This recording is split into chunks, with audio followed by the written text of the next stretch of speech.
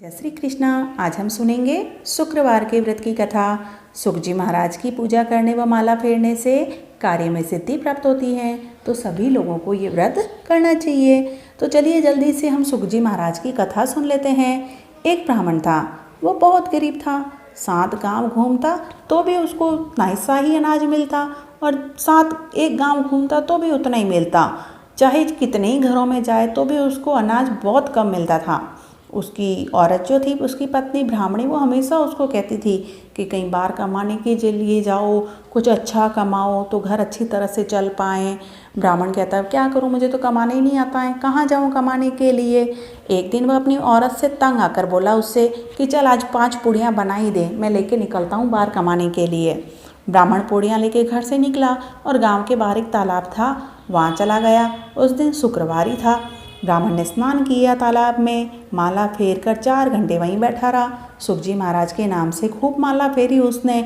बाद में पूड़ियाँ खाई और तालाब के पास ही सो गया। शाम हुई तो घर आ गया। औरत ने पूछा भाई आज क्या कमाया? तो आदमी ने कहा, उस ब्राह्मण ने कि भाई खूब कमाया, बोरियां भर भर के कमाई। और हमेशा ही वो ऐसे ही करने लगा, हमेशा घर से पूड़ियाँ लेकर जाता, तालाब में स्नान करता, 4 घंटे माला फेर कर पूड़ियाँ खाकर वहीं सो जाता और शाम को घर आ जाता। इस तरह से 7 दिन हो गए। वापस शुक्रवार आया, सुख जी महाराज वहाँ आ गए उस दिन। और सुख जी महाराज ने कहा कि ये रोजाना यहाँ आकर धरना देता है, भूखे मर के, और अब इसके बच्चे भी मर जाएंगे भूख से, कुछ कमाता भी नहीं है, कैसे इसका घर का गुजारा चलेगा। तो सुख जी महाराज ब्राह्मण का रूप बनाकर वहाँ पे आए और बोले कि ब्राह्मण तो यहाँ रोज रोज आके क्यों सोता है, बैठ जाता है। तो उसने कहा अरे वाव जी मैं क्या करूँ, घर पे औरत जो है मेरी ब्राह्मणी, वो सुख से सोने ही नहीं देती है। अब यहाँ तो पूड़ियाँ डाल कर देती हैं तो मैं आराम से खा लेता हूँ और आराम से भगवान को याद करता हूँ। तो ब्राह्मण ने कहा कि यहाँ बैठो। वो वहाँ बैठा। तो उस ब्राह्मण जो सुख जी महाराज ब्राह्मण के रूप में आए थे, उन्होंने कहा कि चल तेरे थैले बता। तो थैले में तो कुछ था ही नहीं, खाली थैले थे।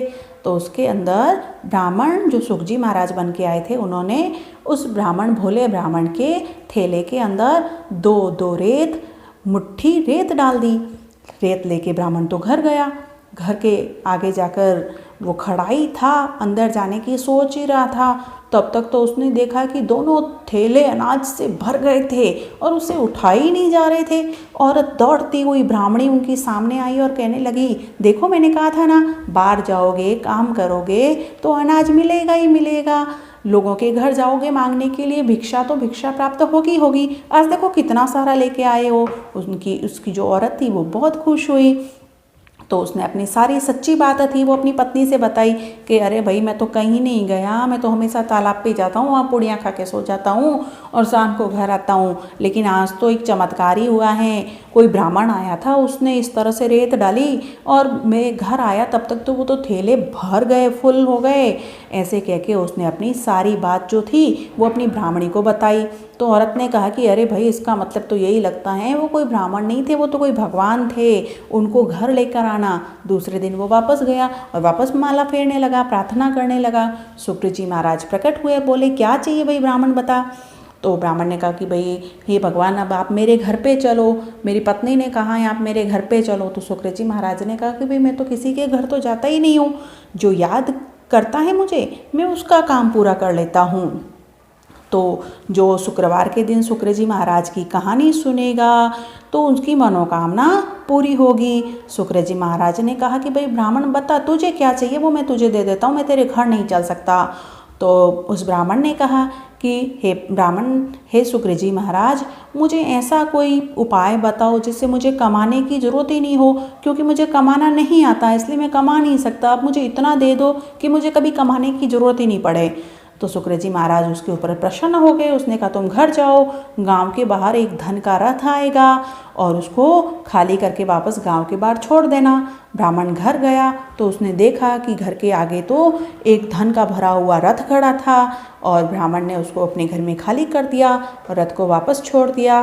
तो शुक्र जी महाराज की कृपा ब्राह्मण पर बहुत बनी और जिस तरह से ब्राह्मण के ऊपर शुक्र जी महाराज तुष्टमान हुए थे वैसे ही सभी पर तुष्टमान हुए, ऐसी सभी पर कृपा हुए। तो बोलिए शुक्र जी महाराज की जय।